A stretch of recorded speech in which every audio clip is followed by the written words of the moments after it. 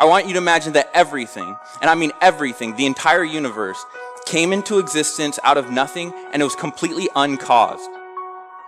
And now I want you to imagine that that same universe was propelled forward just by blind forces, no foresight, no intention to it. And then at some point, completely inexplicably, just by a stroke of luck, life formed. And then that life itself was just pushed forward by these blind, purposeless, intentionalist forces. And now imagine just somewhere in this process you form. And now I want to kind of explain what I mean by you.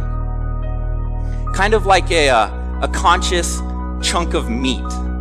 I don't even actually know if I can call you conscious. You're just kind of this pile of stuff. And now I want you to understand your scope or your value. You're not even a grain of sand compared to this vast, incomprehensible universe. Your 80 years on this earth isn't even the blink of an eye compared to the vast history. You certainly don't have any meaning or purpose. Remember, you're not designed. You're just the end result of this blind process.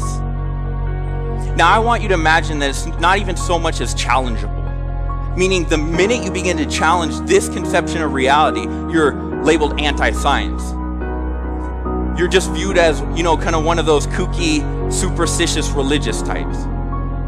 Either way, you're dumb and you can kind of just easily be dismissed. So we have that conception of reality, that kind of disposition to it. Now I want you to imagine this. I want you to imagine that the vast majority of young, impressionable minds, ages 18 through 22, are filtered through that worldview.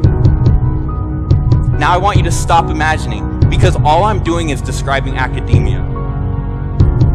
And the worldview that I'm describing is naturalism. And it's actually a lot simpler than it sounds. It's just the view that the only thing that exists is the natural. So there's no supernatural, nothing outside of nature. No God. And everything can kind of just be reduced to stuff. So don't be confused. You're not a soul. You're just your physical body. You're not a mind, you're just kind of chemicals shooting off in your brain. And now there is absolutely no question that this is the dominant worldview of the university.